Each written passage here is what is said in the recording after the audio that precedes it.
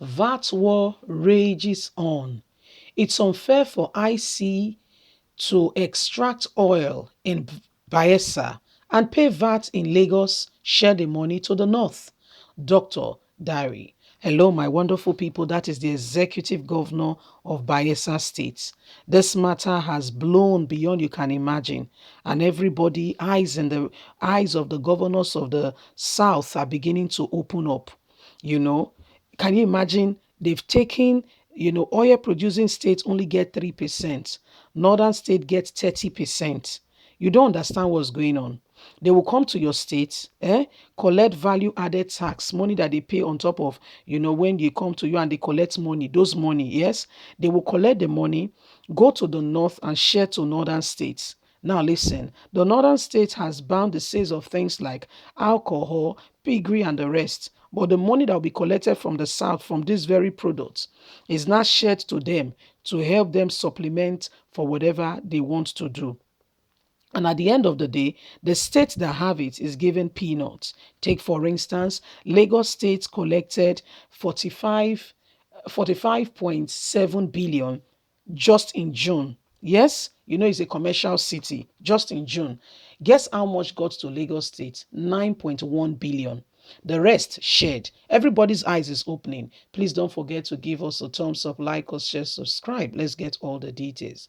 Bayelsa State Governor Senator Daye Daro said the international oil companies, ICOs, are unfair to the state by extracting oil there and paying their VATs in Lagos, where their operational headquarters is. No more are we going to accept this. And then the VAT shared to the north. No more. Speaking during the launching of the 50 million US dollars research and development fund utilization roadmap for the oil and gas industries in Nigeria by the Nigerian Content Development and Monitoring Board, NCDMB. The governor said the state is more peaceful than many states in the country. Hence, it is meaningless for the oil companies to cite insecurity for relocating their headquarters from the state. He said with the ongoing scrapping for control of VAT by the broader states, it will be unfair for oil companies to relocate so that they will pay the tax where they actually do the work. They extract the oil here from Bayelsa. He was represented by his deputy, Senator Lawrence. Derry said the Bayelsa state government and entire Niger Delta are not still very satisfied with what is going on the Nigerian oil industry. How can we be breeding and going through the hazard brought by this oil extraction, and yet we are the losing end? We get peanuts at the end of the day, and we are the one suffering the hazard that follows. He said, thank God most of you are here in Bayelsa State today, and the local content is here. You can see the magnificent building. You can see the men. You can see them here. Nothing unturned and nothing happening. So why will you collect money from here and go elsewhere to pay the VAT? This has to stop. So governors are rising up. People are beginning to rise up. It's no longer business as usual. You see, those two things they do and they get away with it is becoming a real source of concern. And everybody, especially the oil producing state, how did you get here that nobody was able to speak in the region and defend the cause of the people?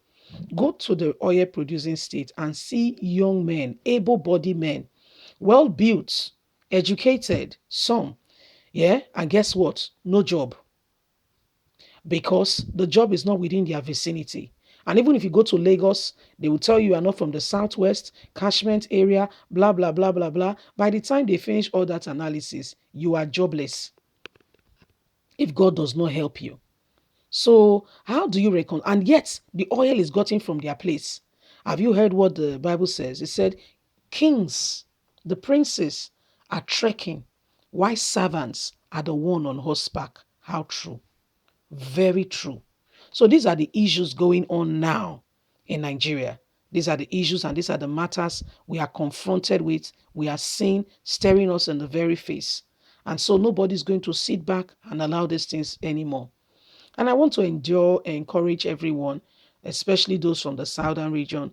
You have to not just take it by talking, but do more pray for your governors. Because whether you like it or not, you may know the right thing to do, but you're not in the position to actualize the change. They are there to fight for your right. However it is, whatever decision they make binds on you. So why not pray for them that God will help them make the right decision? This is what we must all stand up about. And this is what we must all not, neglect and just push under the carpet. We must take it really very seriously. Honestly, we must take it rather very seriously. The truth of the matter is, the thing when you look through way eye, now your neighbor take better pass you.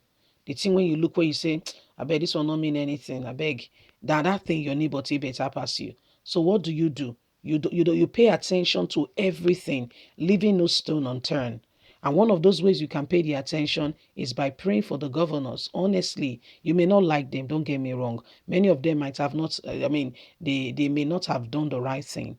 Many of them, to be very candid, are selfish after their own interests, doing whatever pleases them, and forgetting about the very people who put them there. Human being, most are very selfish. And that's why you may not like him, but just understand what I'm trying to say. I like Tinubu's politics. Tinubu is somebody that builds people. He does not get there and eat alone and stay alone. No, not Tinubu. Many politicians are like that, but Asiwaju Ahmed Bola Tinubu, don't get me wrong, I'm not rooting for him. I'm just saying something he does that is really nice. He builds people. He goes around and he assists people to climb the cadre. If you're in Tinubu's camp, you want to join politics. Did you hear? I'm just talking about, how do I explain? I hope you understand what I'm trying to communicate. For instance, you are an Ibibio man.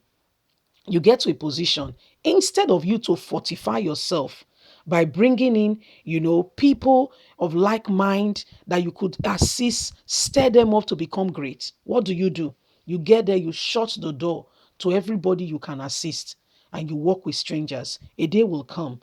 The people that were supposed to assist you and support you will no longer be there because you never built anybody. Then the strangers you work with, because you never really knew them, they don't even like you.